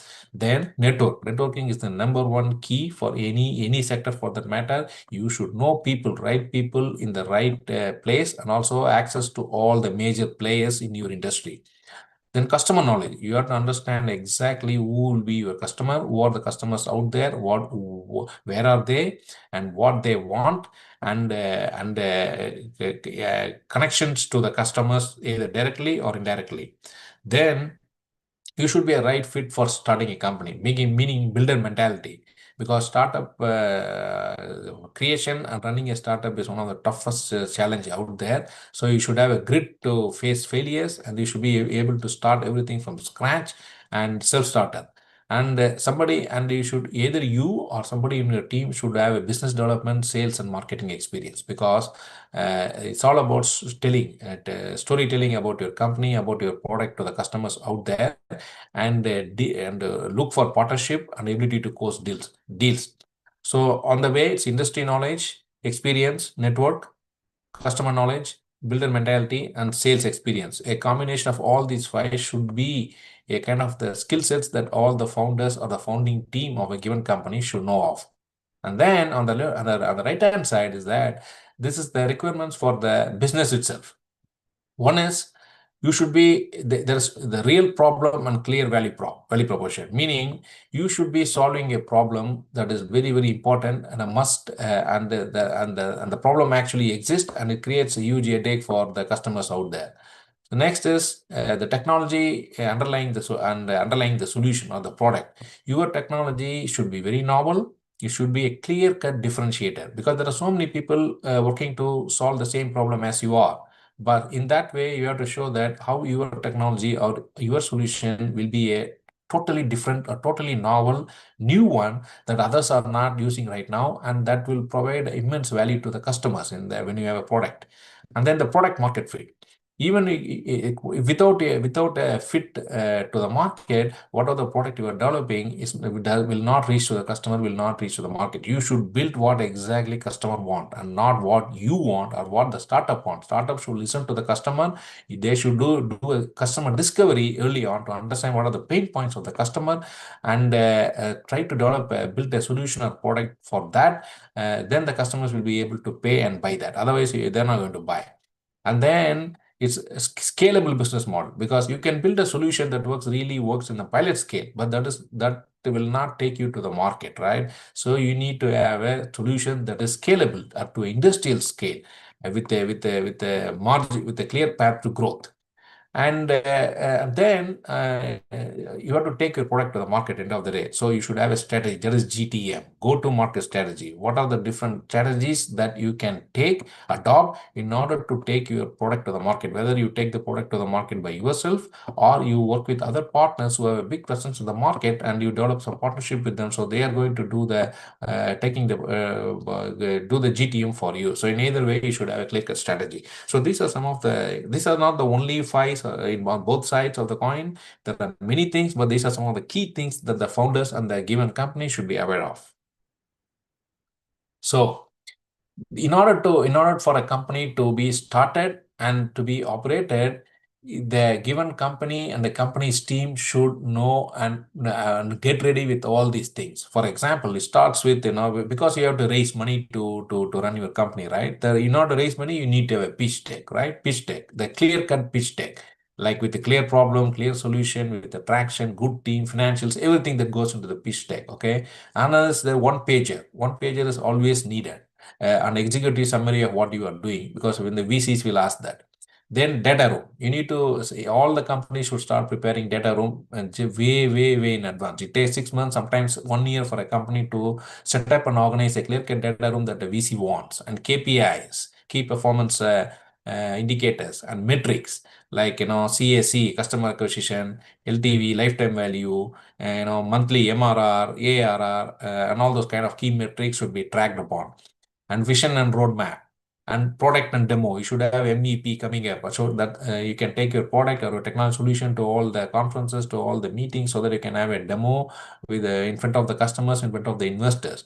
And competitive analysis, you should be aware of who is your competitor in the market, where are they, what are they doing, what is their product, what is the technology, and how different is your product from them. Are you trying to do the same thing that the other competitors are doing, or you are trying to do something novel? So you need to figure out that in early, so that competitive intelligence, competitive analysis is doing that at a very early is very important. And founding team's credibility. Who are your team members? What is their experience, and what is their past successes? What is their reputation in the industry, and all these things comes under founder credibility. And then about market intelligence and go-to-market strategy and financial model. How are you going to make money? And customer references, and that is customer discovery. Who are the customers? Where are they? What do they want? What are the pain points that they are facing right now? And what are the other products that they are using right now? Are they satisfied with the product? And if not, what is the new thing that they are looking for? Whether my technology or my company can provide, can satisfy what the customer wants. So you have to do the customer discovery and get in touch with the customers. Of course, you should have a legal and compliance, because you are running a startup, so you have to follow all the startup incorporation laws like taxation, financials, accounting, incorporation, IP, everything about the in terms of the legality. So these are some of the key things I mentioned. There is quite a lot, but these things are very important that a company and the founding team knows about. Start preparing very early.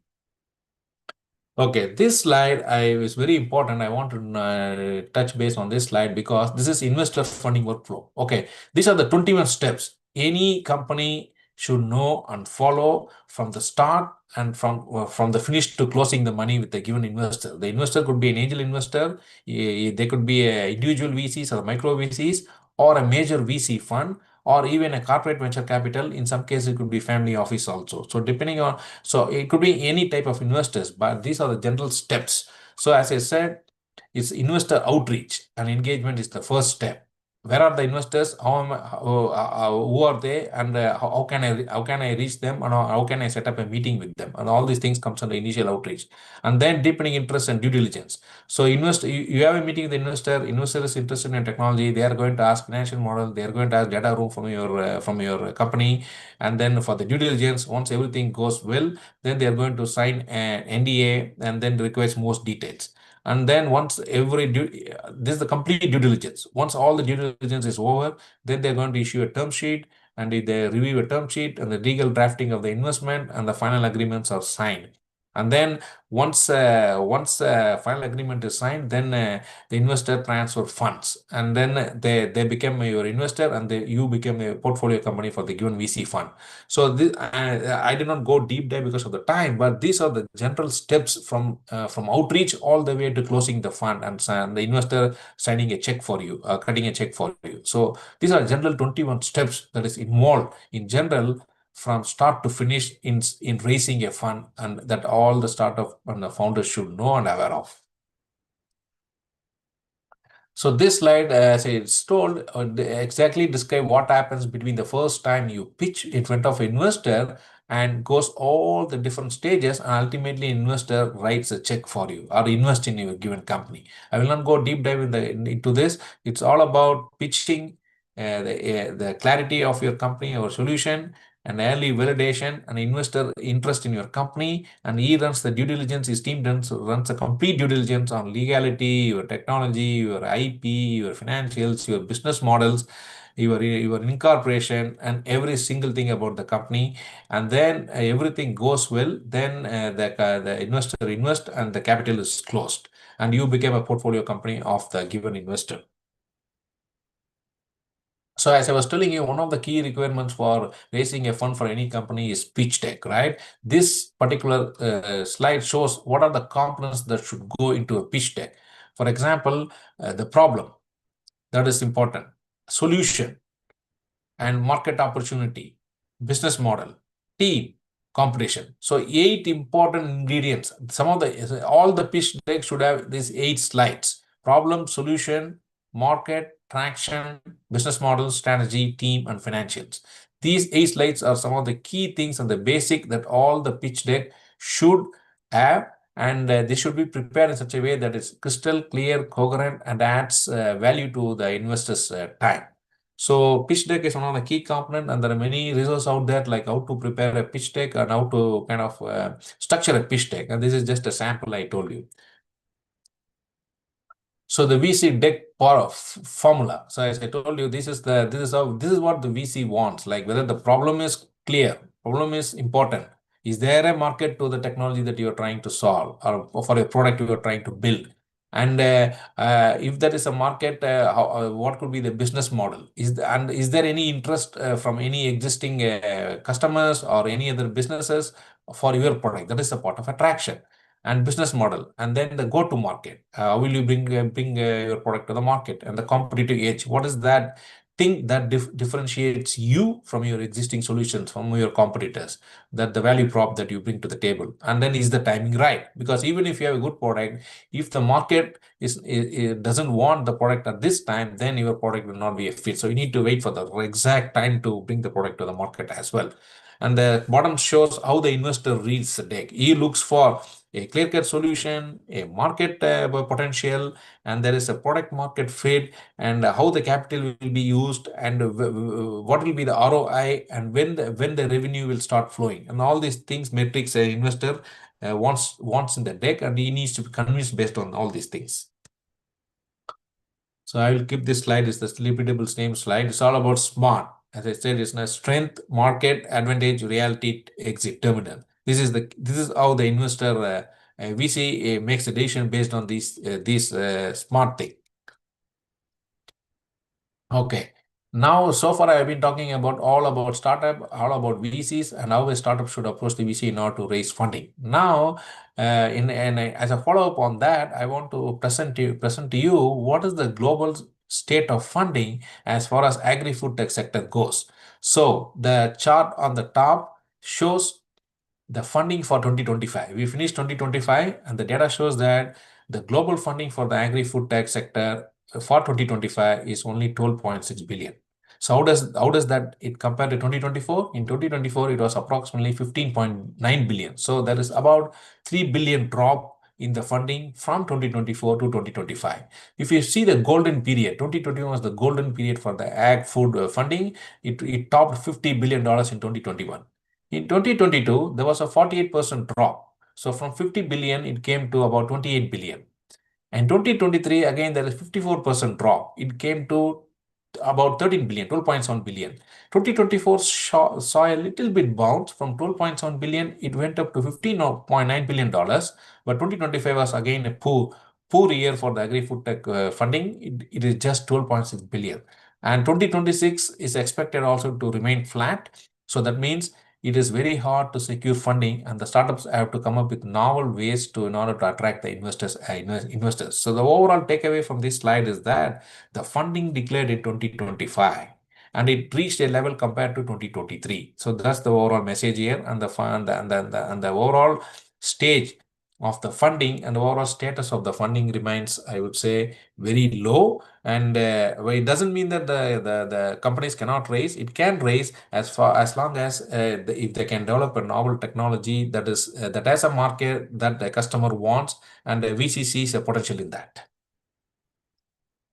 So this slide shows a split of where the geography in terms of the funding. As I told, there was about $12.9 billion in 2025.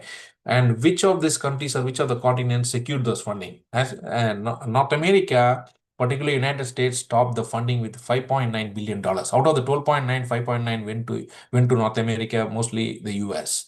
And after that comes about Europe. Asia. Asia got about Asia, that includes all the countries in the Asia combined, is $3.3 billion. And following Asia is Europe, is $2.7 billion. And after that comes Middle East, Dubai, GCC area, Gulf area, which about $300 million or $0.3 billion. Okay. And after that comes South America or Latin America, and also Oceania, that is Australia area, Australia, New Zealand area, each about $0.2 billion. And finally comes Africa, which attracted the lowest funding in terms of the continent. It's only $0.1 billion. So overall, the funding was not that great. It is almost comparable to the 2023 level. Hoping that 2026 could see an increase, but the prediction is that 2026 is also going to remain flat like 2025, unless something major changes. So this slide shows some of the companies which attracted the major funding during those 2025. For example, you see Wonder, a company that is involved in food delivery, like the food delivery app and the services that attracted $600 million. That's one of the major funded company in the 2025. And you have Picnic, another company in the food delivery for $495 million. Zepto from India, Blinkit from India, each attracted $450 and $300 million each. And you see Ninja, right? That's an ag tech company, $254 million. Like that, three companies from India and about 4 or 5 from the United States attracted major sources of the funding. And the company in the ag tech, right? There are only 2 companies in the ag tech that attracted more than $100 million. One is Inari, which is a company based out of Indiana in the US that uses gene editing to develop different kinds of traits in crop plants like tomatoes, wheat, and rice and other crops. Corn, other crops. They use gene editing. That is one company that gained about more than $144 million. And there is Tidal Vision again in the US that gained about $140 million in ag tech category. So most the food delivery category topped the chart with the most amount of the funding, and followed by ag tech and food service. So this is a general snapshot of where the funding went and what are the type of technologies in 2025 attracted the major source of funding. So this slide I want to show you because what you can expect in 2026. What are the active food tech trends? Which of the areas in agri-food tech areas that is going to be a major booster? So I was part of the food tech experts review, and we figured out that 8 important areas. Number 1, AI. AI is going to be everywhere, including food and agriculture. Okay. Second one is fiber boosting product. Fiber is gaining a lot of attraction, or anything related to fibers is going to get attraction. Then alternative coffee and alternative cocoa. Coffee and chocolate, they are suffering the most, and any alternative means of producing cocoa and coffee, they are going to get traction. And hybrid meat and fish, plant-based and the cellular meat combined, that's hybrid meat category, that is going to get traction. And fermentation. is another important technology that is gaining attraction even now, and the side stream valorization, that is all the food waste, transforming all the food byproducts, agricultural waste, food waste into valuable products and valuable downstream products like proteins, ingredients, and other sources, fats. They are going to get a huge boost. Functional ingredients. Yeah, the functional and novel ingredients, that is from a health perspective, is another topic that is important. And sustainable packaging, because packaging is an important thing, and you need eco-friendly sustainable packaging to reduce the plastic waste, and also to slow down the environmental impact of because of this plastic, to remove plastic from the packaging. So these 8 contributes what are the major food tech trends for 2026, all about innovation, health, and sustainability taking into account. So these are the companies that is working in those 8 innovative trends, already working in the 8 innovative trends. I will not go deep dive, but I'll mention a few. For example, if you take number 1, A in product development, you have all the major players like PepsiCo, Nestle, all these big companies were using AA in the stream. Second, fiber boosting products. Again, you have Mondelez, which is a major international companies, and Nestle, Danone. These are all major global companies. And alternative cocoa, you have California Cultured, you have Cocomondo and Celesti Bio. These are all using plant synthetic biology to develop chocolate or cocoa without the plant.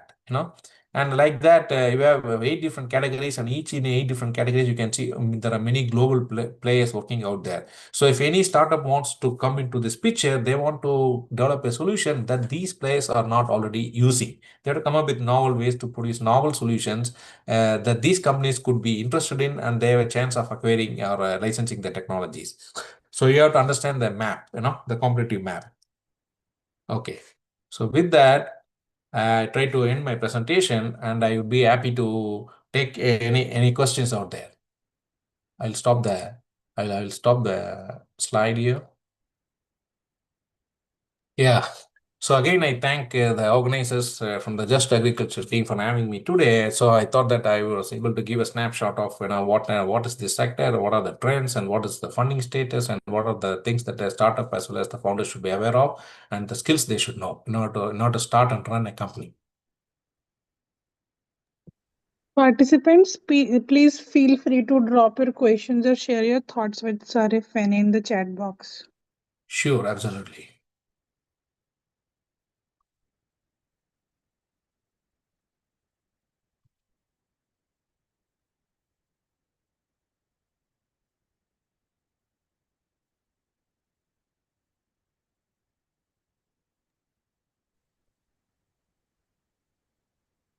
Sir, I would like to ask a question from you, like how agri-entrepreneurship contribute to climate resilient and sustainable agriculture while remaining economically viable? That is very important question, and that is very tough also, particularly for early stage companies. You should because the companies at the end of the day is for making revenue, right? You have to make revenue, otherwise you can't operate a company. But in order, you have to bring in your methodologies into your company in such a way that you cannot be 100%, I would say, sustainable to begin with, as you are forming a startup. But you should drive your innovations in such a way that the effect of your company, your product or technology you are trying to make as a minimal impact on the environment. For example, if a company is working in, say, coming up with a fertilizer or kind of a crop protection, say a company is in a crop protection area, they want to bring some solutions to the farmers, in order for the farmers to protect the crops from diseases, pests, and pathogens, etc. Right?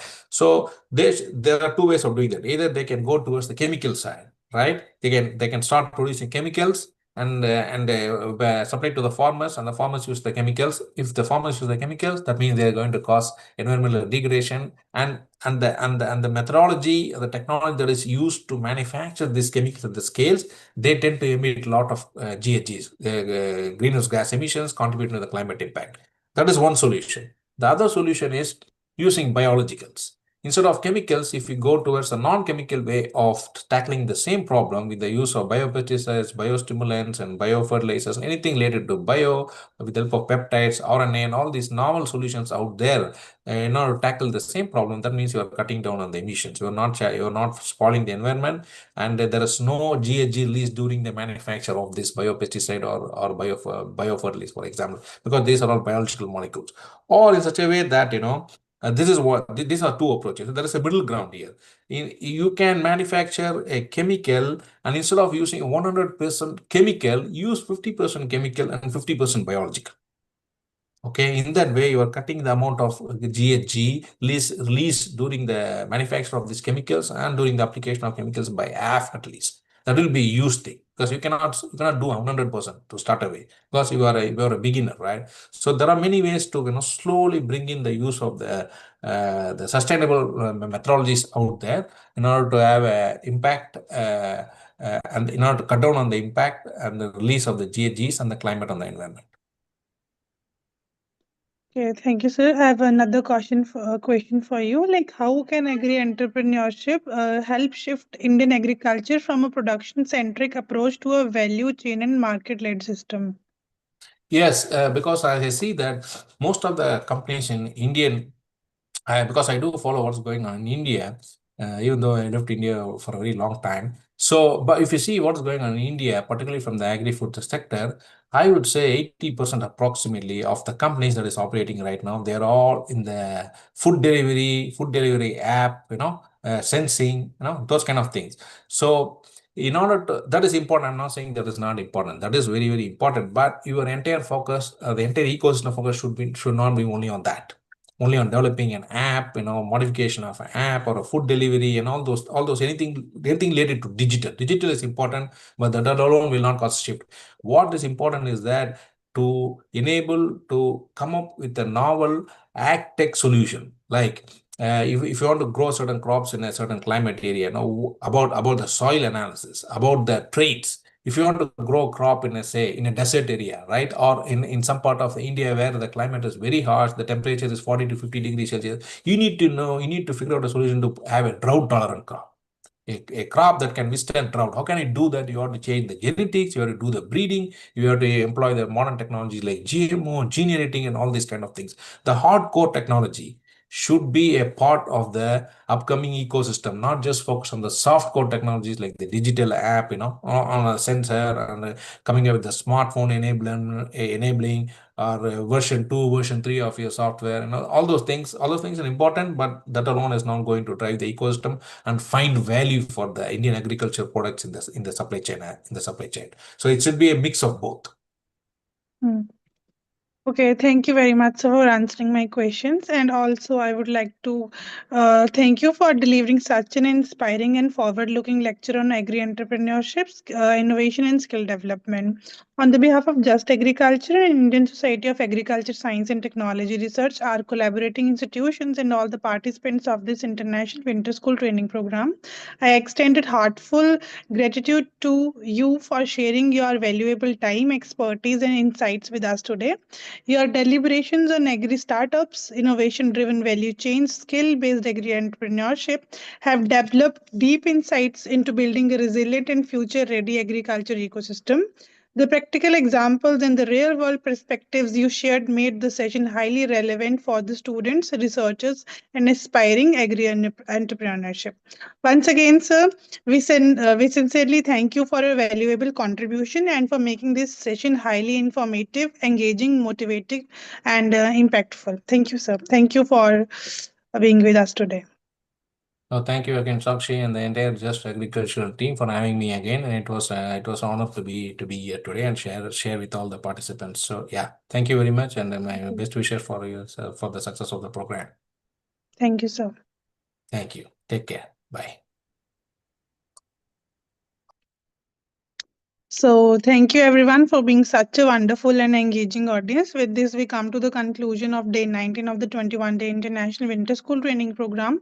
We sincerely appreciate each one of you for the enthusiastic presence throughout today's session. Your energy, curiosity, and willingness to learn have truly enriched the program, making today's discussion both impactful and intellectually stimulating. Every perspective exchange has contributed significantly to creating a vibrant and collaborative learning environment. We extend our heartfelt gratitude to our esteemed speaker for generously sharing their expertise, experiences, and valuable insights, to all the participants for playing such an important role in making today's session successful.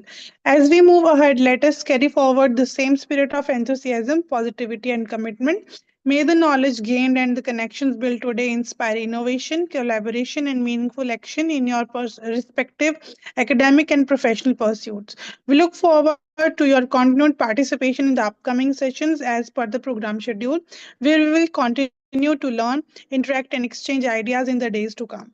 Once again, thank you for being such a dedicated and inspiring audience. Have a pleasant, restful evening. Stay motivated, and we look forward to connecting with you again very soon. Until then, wishing you a wonderful evening. Thank you, everyone.